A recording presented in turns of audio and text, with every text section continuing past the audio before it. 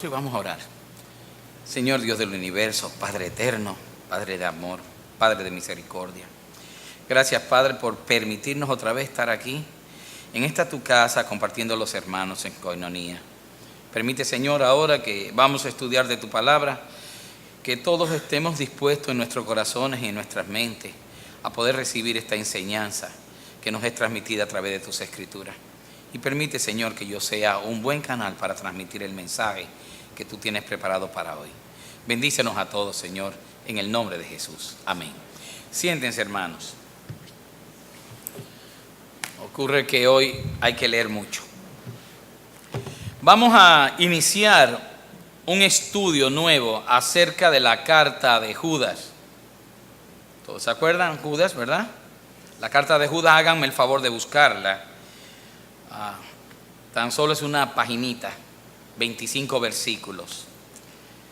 Y quisiera darle la lectura hoy, porque los demás días que nos vamos a dedicar a ella, pues vamos a entrar a temas específicos. Sin embargo, nuestro deseo hoy es de hacer un análisis del texto. Y para ello vamos a leer, ¿ok? ¿Todos lo tienen, Judas? Muy bien, dice así: Judas, siervo de Jesucristo y hermano de Jacobo, a los llamados, santificados en Dios Padre y guardados en Jesucristo. Misericordia y paz y amor os sean multiplicados. Amados, por la gran solicitud que tenía de escribiros acerca de nuestra común salvación, me ha sido necesaria escribiros exhortándoos que contendáis ardientemente por la fe que ha sido una vez dada a los santos.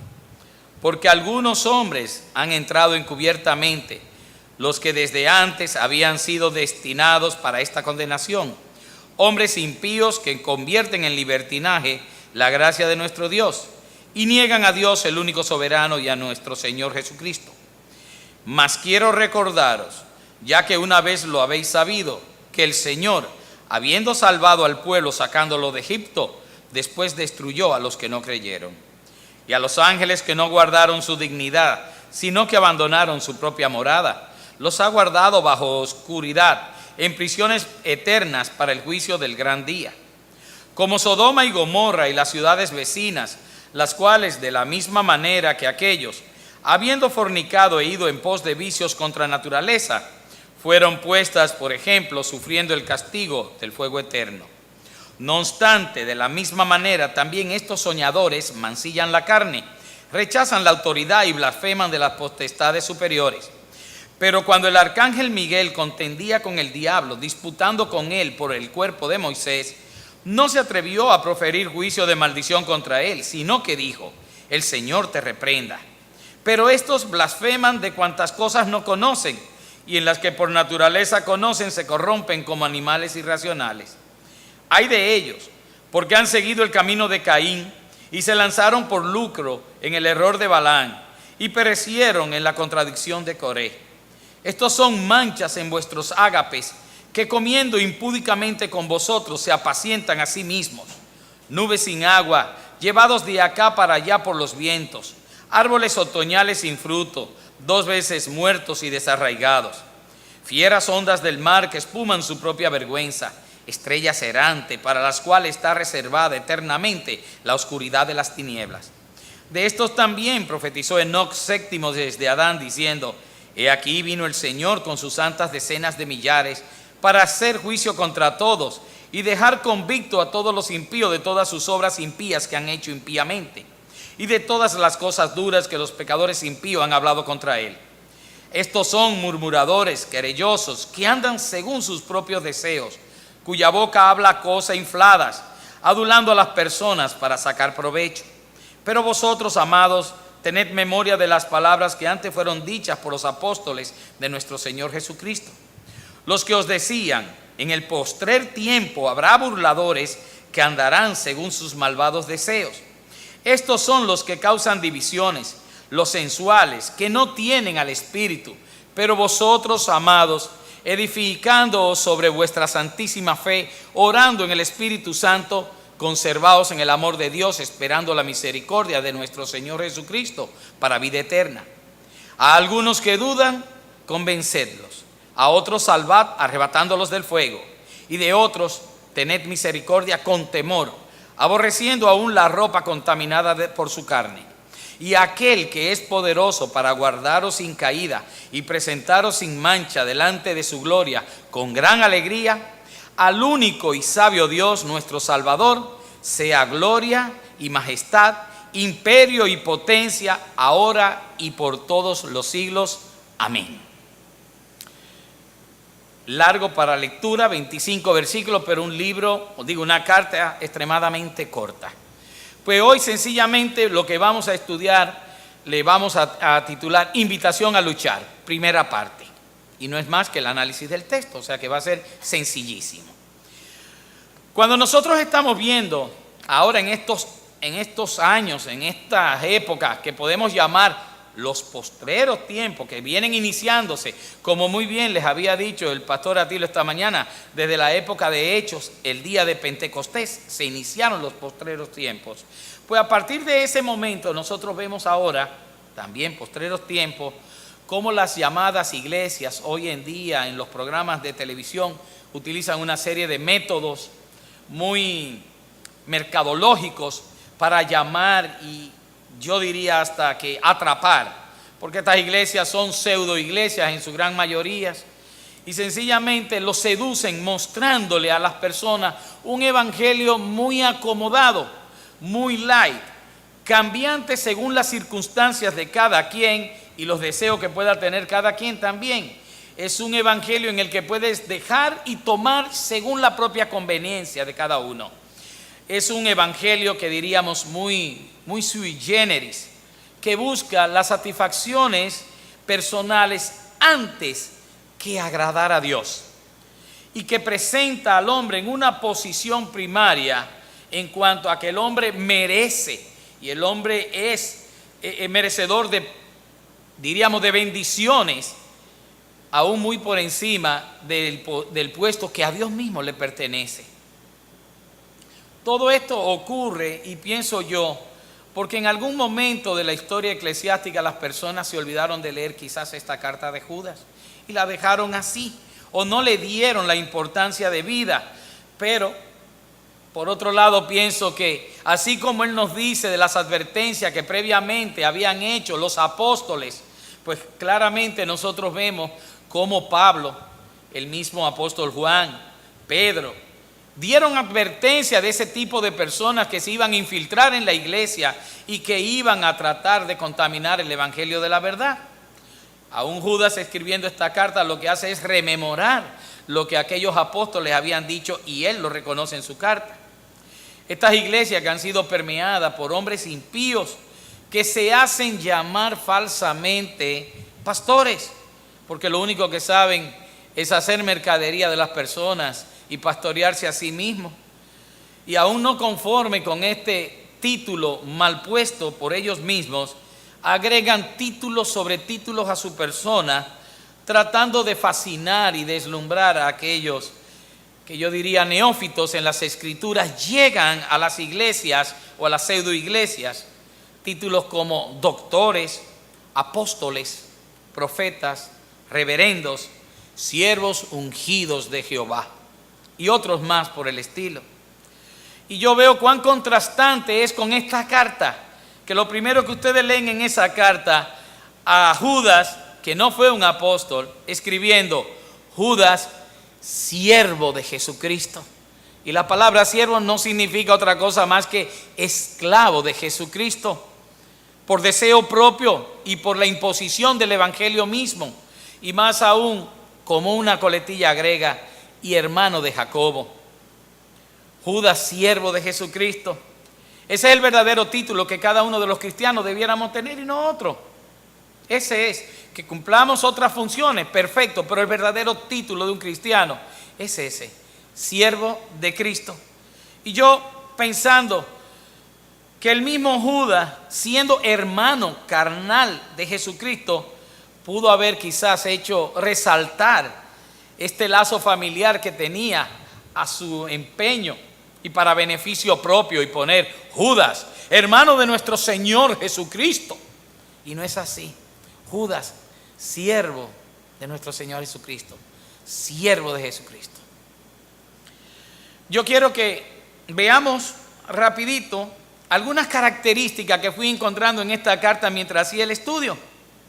Por lo pronto ya saben que el autor, quien es Judas, él mismo se autotitula siervo de Jesucristo y hermano de Jacobo. Una característica, algo que lo caracteriza por su humildad. Perfecto. Fue escrita, dicen los teólogos, los que estudian estas cosas de la fecha, que entre los años 60 y algunos opinan que hasta el 68. Y es bueno ubicar desde qué momento la iglesia encontraba problemas. Desde mucho antes, porque Juan escribe en una de sus cartas cómo ya el anticristo o el espíritu del anticristo se encontraba en la iglesia.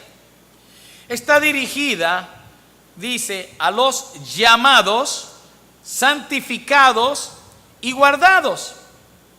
El mismo Pablo también utiliza mucho esta expresión de a los llamados. Y los llamados son los que han contestado el llamado, a los creyentes que han recibido el llamamiento de Dios. Y se van a dar cuenta que Judas tenía una forma muy peculiar, inspirada por el Espíritu Santo, claro está, de escribir. No es ningún tipo de licencia literaria. Y era que él escribía haciendo tríos o lo que llaman tríadas, que no es más que el conjunto compuesto por 3 elementos. Ahí ven el primero de ellos. A los llamados, santificados y guardados. Podrán verlo más adelante, también en el mismo versículo que luego dice misericordia, paz y amor. Y así cuando pone los ejemplos también de impiedad, dice, hay de ellos porque han seguido el camino de Caín, 1, y se lanzaron por el lucro en el error de Balaán, 2, y perecieron en la contradicción de Coré, 3. Él utiliza lo que son las tríadas o los tríos. Da 3 testimonios de impiedad, lo de Egipto, lo de los ángeles caídos y de Sodoma y Gomorra. O sea que nosotros vamos a ver esas tríadas o esos tríos más adelante. Es también una carta en la cual él mismo dice que es urgente y necesaria. Vemos inmediatamente cuando dice gran solicitud que tenía de escribiros. Ok, cuando dice solicitud se está refiriendo a ¿qué? A urgencia. Gran urgencia había de yo escribir esto. Y más aún dice, me ha sido necesario escribiros. O sea que era una carta urgente, pero a la vez era una carta necesaria. Había que darle pronto, había que darle milla a lo que estaba ocurriendo. Y la razón, bueno, la razón no era para menos, la razón la dice él. Dice, porque algunos hombres han entrado encubiertamente, hombres impíos, que convierten en libertinaje la gracia de nuestro Dios y niegan el Dios soberano y a nuestro Señor Jesucristo. Wow. La acción a tomar, él especifica, y le voy a decir que es el pasaje clave, el pasaje central de toda la carta, cuando dice, exhortándoos que contendáis ardientemente por la fe que ha sido una vez dada a los santos. Pablo era muy claro cuando decía a los Gálatas, y aún bajara un ángel de los cielos y os trajese otro evangelio diferente al que yo os he enseñado, anatema sea, maldito. Es así. Así mismo también nos fue dada la fe una vez. No puede haber después otra fe que les viene a ser dada ahora. Es una única fe. ¿Cuál? La fe del evangelio, que lo que enseña es la fe en el Señor Jesucristo, el Hijo de Dios. La fe en el Hijo de Dios. Hay otra característica en esta carta de Judas y es que guarda cierta similitud con la carta segunda de Pedro. Y hay en 4 versículos de los de Pedro que guardan una similitud que uno diría, caramba, uno se copió del otro. No, señores, no se copiaron uno del otro. Lo único que nosotros podemos constatar ahí es que había una misma mente inspirando tanto a uno como al otro. El Espíritu Santo inspiró a ambos a hacer la carta, igual a todos los que están aquí en el libro de verdad. Se refiere también el libro de Judas, como ninguna otra, a 2 obras apócrifas, o sea, libros que no están en la Biblia. Y por ejemplo nosotros encontramos ahí el libro de Enoc y otro libro llamado La Ascensión de Moisés. Estos 2 libros eran libros que tenían conocimientos los judíos, los hebreos tenían conocimiento de estos libros. El por qué no está y son considerados libros apócrifos, no están en la Biblia, es otro detalle que yo creo que ahora no podemos abundar acerca de ello. Pero sí les voy a decir, así como hoy en día nosotros tomamos libros históricos para sacar algunos datos, como son los libros de Flavio Josefo, antigüedades y tradiciones judías y cosas así por el estilo, pues de esa misma manera hay otros libros. Los Macabeos, por ejemplo, son libros históricos, no son inspirados por el Espíritu Santo, pero hay una serie de señalamientos que nos pueden servir. Por ejemplo, segunda de Timoteo 3:8, nosotros encontramos que Pablo le habla a Timoteo y dice acerca de nombres que son como Janes y Jambres. Y uno se queda buscando esos nombres y dice, ¿quiénes son? Y él mismo dice que eran los magos de la corte del faraón que enfrentaron a Moisés. Sin embargo, ustedes no han leído eso en el Antiguo Testamento, al igual que yo, porque no aparecen esos nombres. O sea que fue otra la fuente que utilizó Pablo para el conocimiento del nombre de esos dos magos del faraón.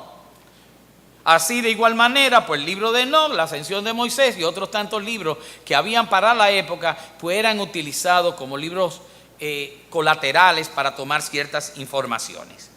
En fin, esta carta es una carta de singular importancia y para el estudio que vamos a hacer a continuación, pues vamos a hacer un análisis detallado del texto. Amén.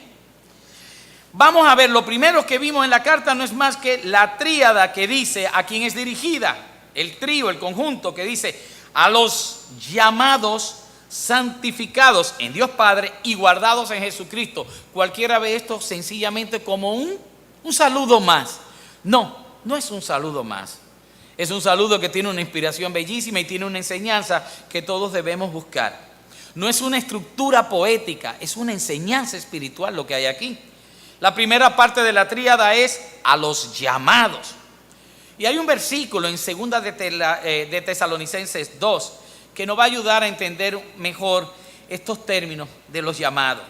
Y dice, pero nosotros debemos dar siempre gracias a Dios respecto a vosotros, hermanos amados por el Señor, de que Dios os haya escogido. Anoten eso, que Dios os haya escogido desde el principio para salvación, mediante la santificación por el Espíritu Santo y la fe en la verdad, a lo cual os llamó mediante nuestro evangelio para alcanzar la gloria de nuestro Señor Jesucristo.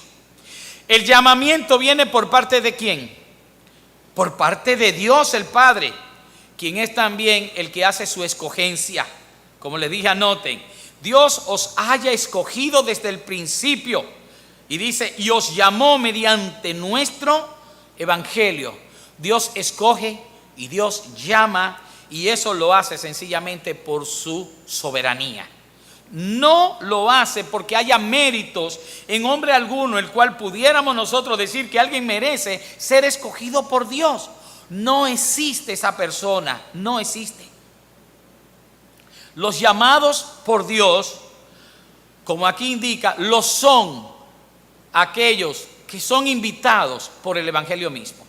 El llamamiento de Dios es por el mensaje del evangelio. Ese es el llamamiento. Y los cristianos no somos más que aquellas personas que cuando llegue ese llamamiento a nuestras vidas, le respondemos a Dios afirmativamente. Esos son los creyentes, esos son los verdaderos seguidores de Cristo, los que le dijeron sí ¿a qué? Al llamamiento de Dios hecho por medio del evangelio, diciéndole afirmativamente.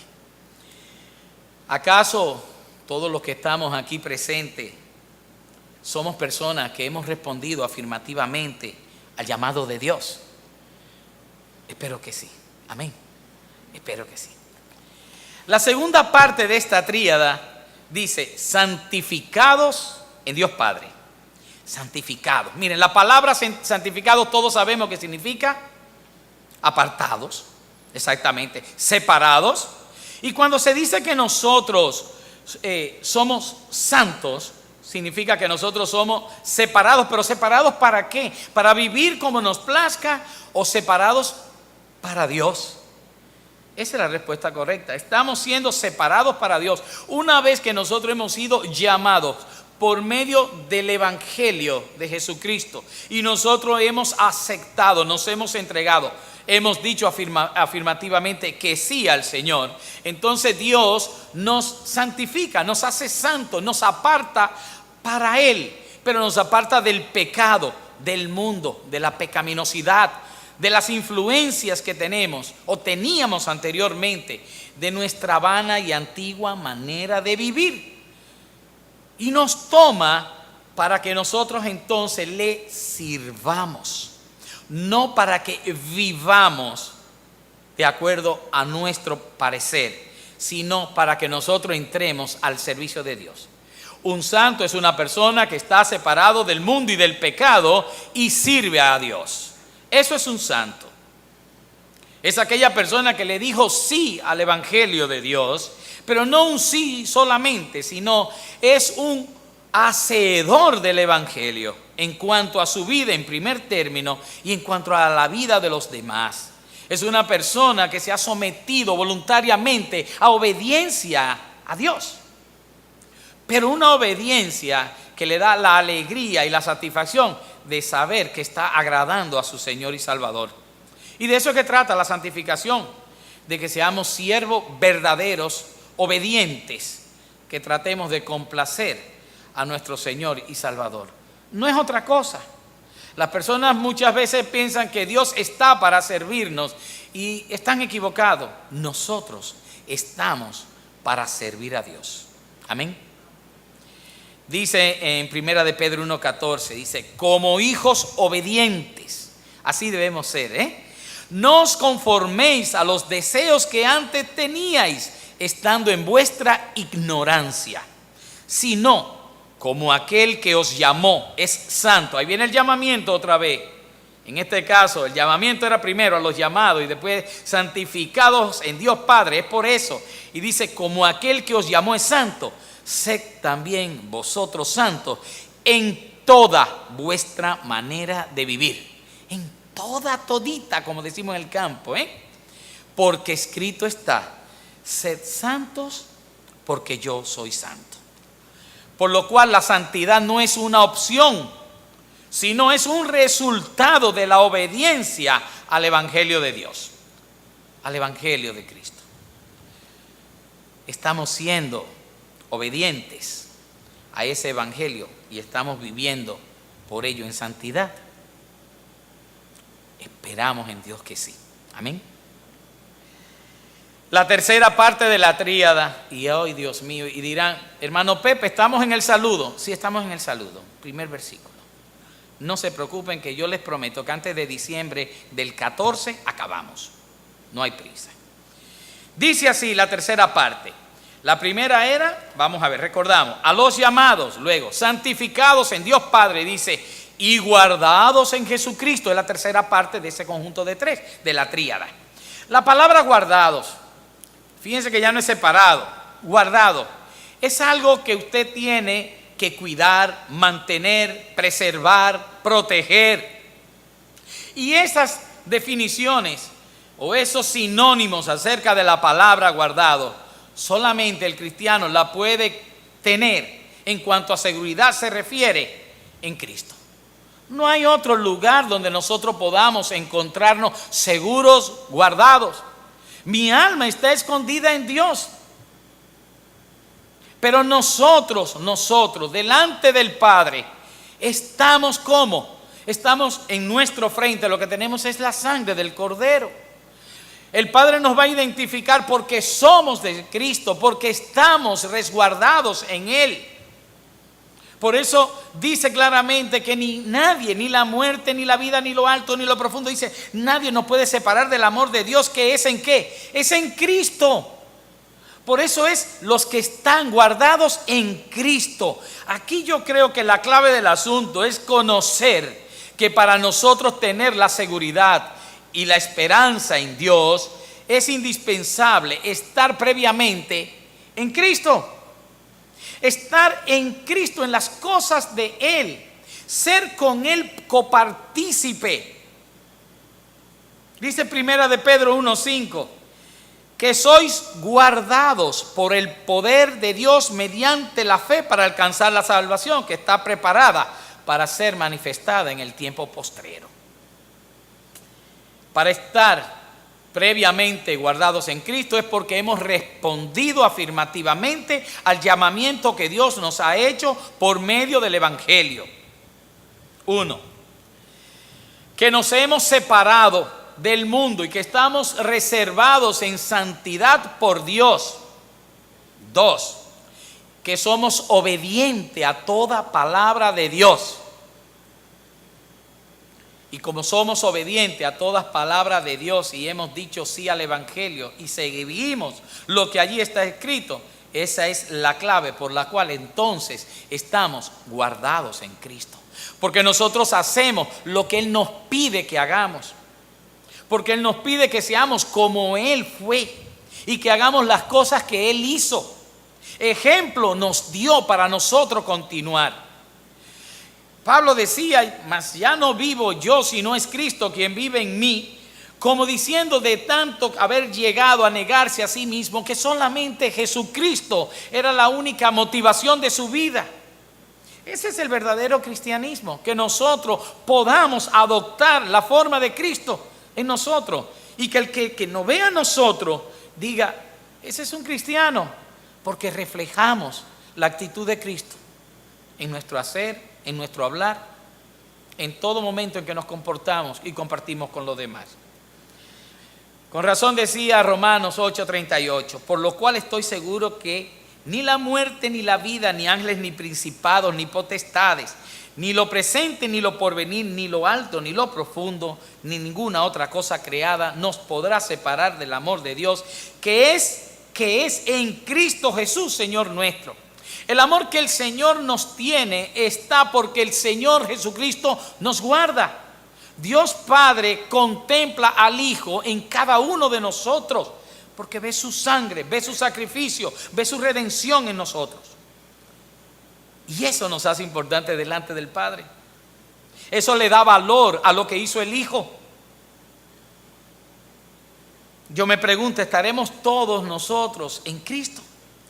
Y de esa forma estamos siendo guardados en Jesucristo. Y si no es así, si alguno de nosotros no está en Cristo, bueno, pues, ¿a qué le esperas? ¿A qué le esperas?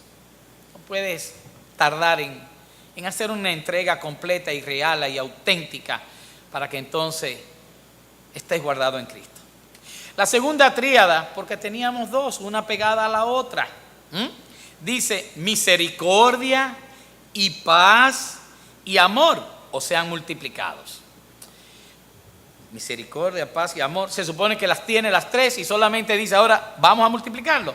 Yo creo que aquí en esta tríada vamos a ver la primera parte, que es la misericordia, y según el léxico que hay, el diccionario bíblico, el léxico griego, dice la palabra misericordia viene del griego esleo y significa buena voluntad, amabilidad, deseo de querer aliviar al afligido y al atribulado.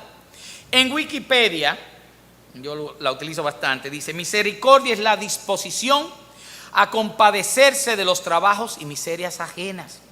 Se manifiesta, pues no es tan solo un sentimiento, ni una disposición, se manifiesta en amabilidad, asistencia al necesitado, especialmente de perdón y reconciliación.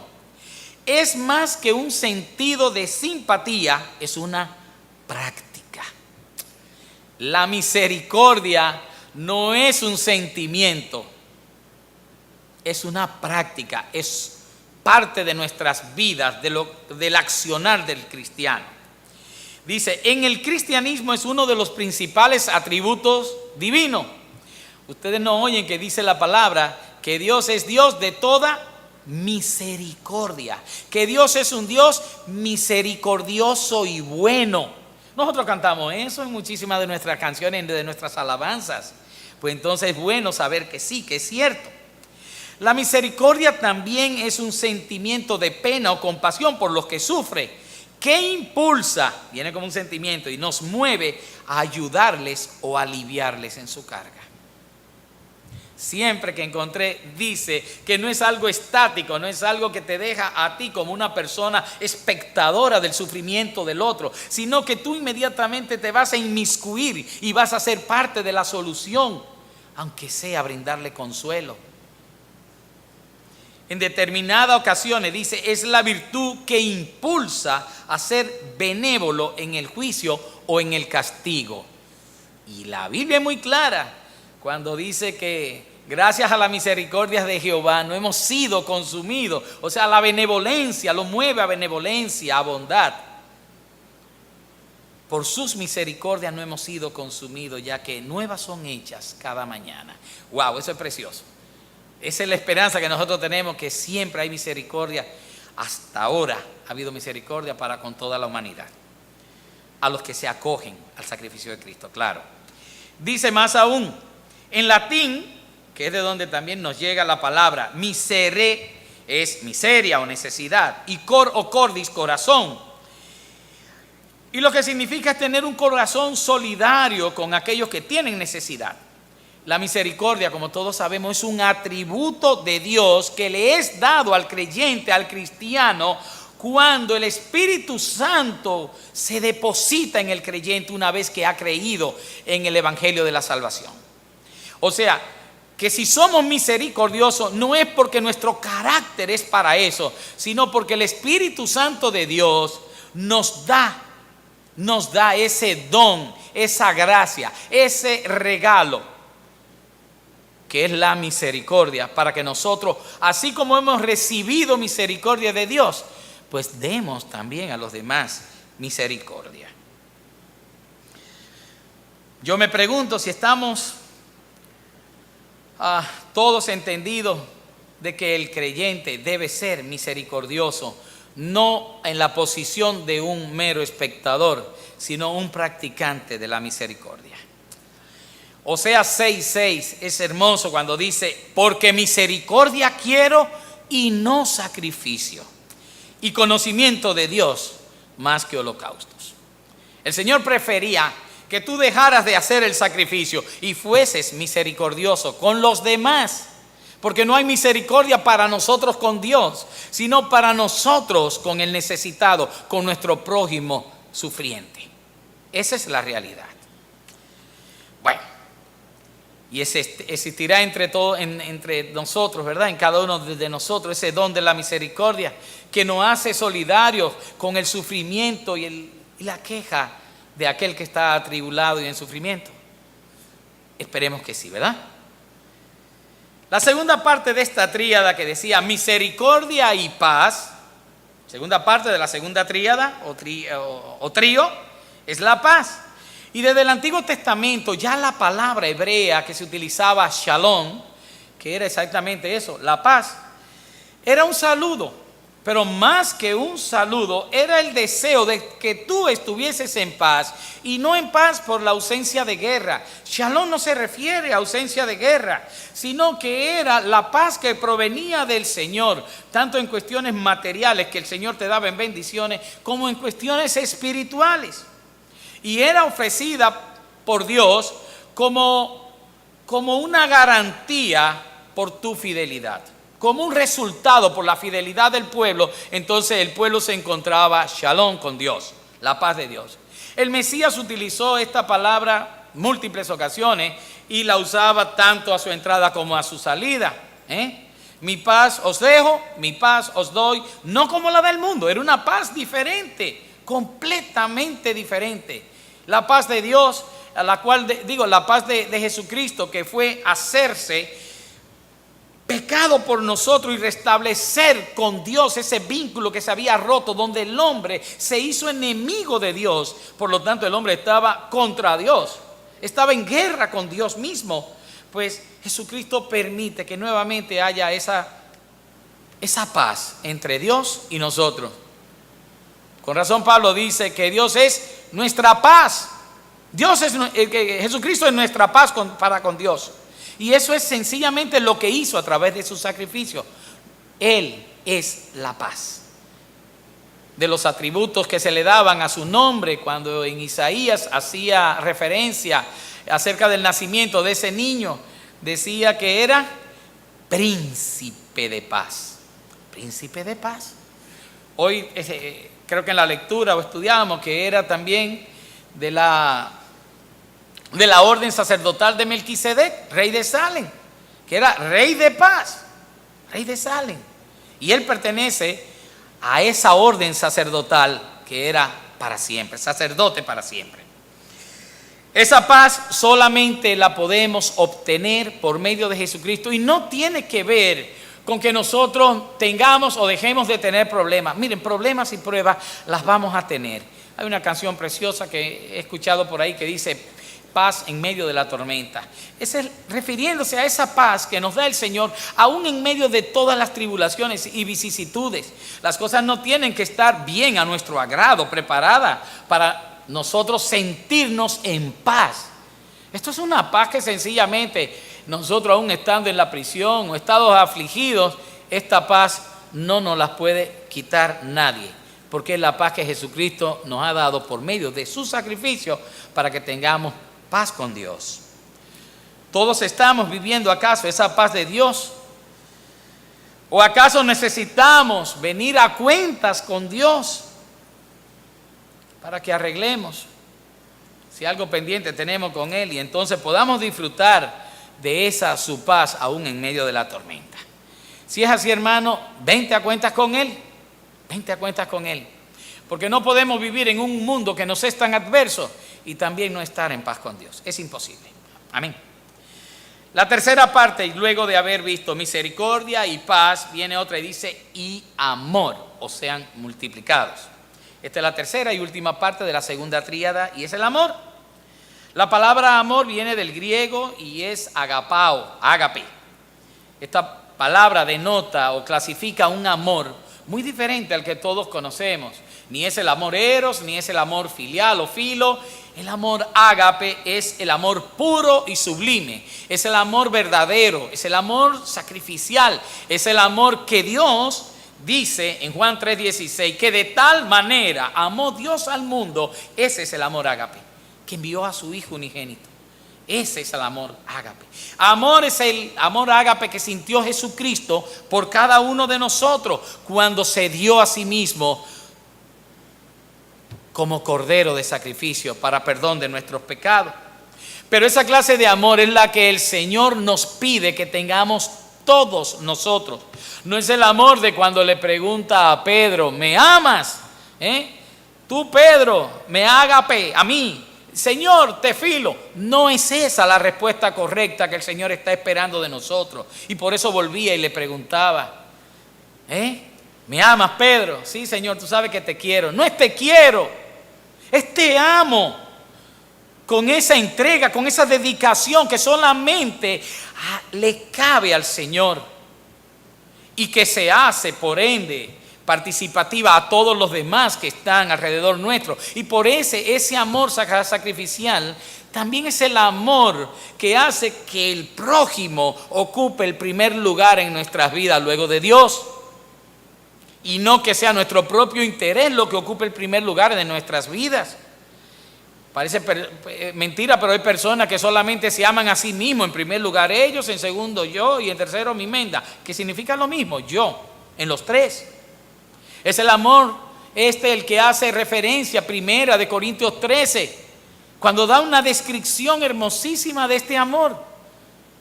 Y cuando dice que es el amor que todo lo puede, ciertamente sí. Es este amor el que dice que es el vínculo perfecto que unifica todas las cosas para que le agraden a Dios. Es el amor también que nos ayuda a que nos perdonemos los unos a los otros y a perdonar las ofensas aún de aquellos que no son nuestros hermanos. Ese, el amor ágape. Esta clase de amor no es un amor que pueda una persona sentirla así por así. Solamente la sienten aquellas personas que han buscado enteramente de Dios y se han entregado. Esas son las personas que dejan que el Espíritu Santo controle sus vidas, que el amor del Padre que infundió en uno mismo a través de su Santo Espíritu, pues salga y se refleja hacia los demás. Ojalá buscamos todos poseer ese tipo de amor y que el mismo inunde todo nuestro ser para ser cada día de mayor agrado a nuestro Señor, Dios y Salvador. Amén. Por último, dice la palabra que estas tres cosas, esta tríada de misericordia y paz y amor, os sean multiplicadas. Y para eso vamos a hacer un pequeño ejercicio matemático y van a ver cómo las matemáticas pueden ligar con el cristianismo. Ok, cuando el pecador se convierte, cuando recibe el evangelio, cuando le dice sí, o sea, es afirmativo a ese llamamiento de Dios, a esa escogencia de Dios, lo que uno hace es que uno resta, sustrae, quita de su vida el pecado, la pecaminosidad y todos los intereses del mundo, la maldad, la concupiscencia, todas esas cosas que antes nos alejaban de Dios, pues sencillamente las restamos, las quitamos. Y ahí hacemos la operación llamada la resta o sustracción, lo quitamos de nuestras vidas. Pero luego que el creyente o el que ha creído, el que se ha convertido, hace esta acción, inmediatamente suma a su vida, por medio de esa reconciliación con Cristo, el Espíritu Santo. La paz con Dios, la santidad, las buenas obras, que no son más que frutos y evidencia de que nosotros hemos hecho una verdadera entrega. El testimonio de vida, mediante el cual nosotros profesamos que somos siervos obedientes de Dios, que pertenecemos a Dios y que a Él servimos. Y todo esto es parte de la piedad y de la misericordia que todo cristiano debe tener. Esos son de los atributos con el cual nosotros debemos estar engalanados. Todo eso unido con el amor ágape que Dios nos ha dado, ese amor sacrificial, puro y perfecto y verdadero, pues eso suma al cristiano. Pero aún más, Judas no se conforma con la suma de lo que el Señor nos ha agregado, que eso es lo que significa sumar, agregar. El Señor nos agregó una vez que nos quitó, pues nos agrega, sino que hay una tercera operación matemática en esta.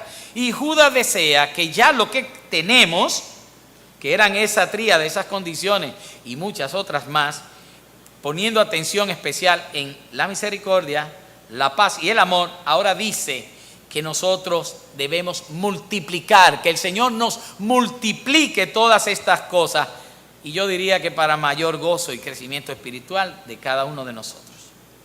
Que el Dios verdadero, el único Dios, nos multiplique, que nos multiplique la misericordia, que nos multiplique la paz y que nos multiplique el amor a cada uno de nosotros. O sea, bonito ejercicio matemático, ¿cierto? Amén.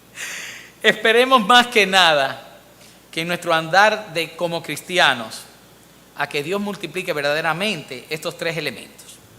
Pero luego, y para finalizar, de estas dos tríadas o tríos de Judas, él escribe, y me gustaría acabar ese versículo 3 que dice: amados, por la gran solicitud que tenía de escribiros acerca de nuestra común salvación, me ha sido necesaria escribiros exhortándoos que contendáis ardientemente por la fe que una vez ha sido dada a los santos.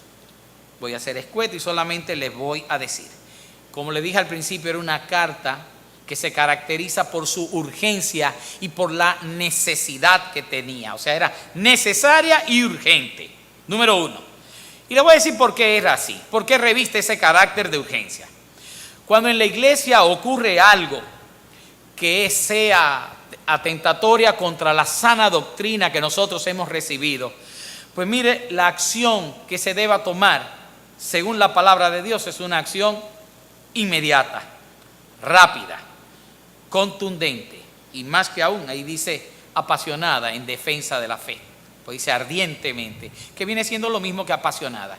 O sea, debe ser algo rápido, sencillamente. Cuando hay intromisiones así de personas impías que tratan de traer engaños, que tratan de contaminar la palabra de Dios y traernos un evangelio diferente o doctrinas diferentes, o como hoy estudiábamos, doctrinas de demonios. Los recursos diplomáticos aquí no tienen nada que hacer, mucho menos las medias palabras o las medias tintas, como les decimos. El respeto humano o las consideraciones personales que hasta esos momentos se pudieron haber estado guardados, no pueden anteponerse al respeto que debemos tenerle primeramente a Dios y a su palabra. O sea que cuando estas cosas ocurren, ustedes van a ver al pastor tomando cartas en el asunto, como dicen las Escrituras. ¿Ustedes se acuerdan cuando hubo el problemita aquel entre Pablo y Pedro? Dice, sí, cuando vinieron de Jerusalén te pusiste a judaizar con ellos. Y como lo hizo públicamente, pues también el regaño lo hizo públicamente. La corrección se hizo pública y no tardó en hacerse. Estos son cosas peores, porque aquello no fue más que algo de poca monta comparativamente con lo que es este tipo de asuntos. Por ello vamos a ver cómo Judas en esta carta, en esos 25 versículos, a partir de ahora, dice que se debe librar una lucha. Eso es contender. Contender no es otra cosa que pleitear, pelear. Esa es la contienda. Pero dice que solamente es por la fe y la sana doctrina, para defenderla de una forma apasionada, ardientemente. Y en Efesios capítulo 6 se nos muestra las armas que tenemos, las armas que nos brinda la palabra para nosotros poder contender, lo que nos da la fe. Y van a ver que la única arma que hay es la espada. Porque el escudo, el yelmo, las sandalias, la coraza o la armadura, nada de eso es para contender, son para defenderse. Y lo único que el cristiano puede para defenderse utilizar, ¿qué es? La palabra de Dios. No tiene otra cosa que usar. Eso no entra entonces mis deseos ni lo que yo he entendido, sino lo que dice la palabra de Dios que debemos hacer. Según lo que nos está enseñando Judas, pues sencillamente vemos que contender por la fe, en la forma en que él nos lo está mostrando, además de ser un deber bíblico de la iglesia y de sus dirigentes, es un deber particular de cada creyente también. Amén. Como les dije, esta carta, y con esto concluyo, esta pequeña carta de apenas 25 versículos, la verdad que encierra mucho material que debemos estudiar bien a fondo. Vamos a tratar de extraer cada enseñanza que ella encierra. Ciertamente se puede decir que nosotros debemos vivir quietamente, como mismo nos dice la palabra, intentar vivir quietamente con todo el mundo. Pero en asunto de cuando se vea peligrar la fe que nos ha sido enseñada, pues sencillamente no hay tal paciencia, sino que la palabra nos manda a contender y a librar una lucha sin cuartel. Para ello, antes es necesario que reconozcamos las características de los hombres impíos que nos está mostrando Judas, que también nos lo dice Pedro, Juan y Pablo. Esos falsos maestros que se introducen abiertamente en la iglesia del Señor para profanar su palabra, lo vamos a ver en la próxima vez que nos toque venir aquí a dar este tipo de prédica, porque hasta donde ahora hemos hecho, ya yo creo que hemos completado. Que Dios nos ayude a que nosotros podamos crecer en el conocimiento del Señor Jesucristo y de su palabra. Que no olvidemos nunca que es un llamado el contender por la defensa de la fe. Y espero de verdad que este estudio que hemos iniciado hoy les sea de crecimiento y de bendición a todos nosotros, a mí al hacerlo y a ustedes al escucharlo ahora de parte mía. Que todo esto, pues el Señor nos bendiga en el nombre de nuestro Señor Jesucristo. Amén.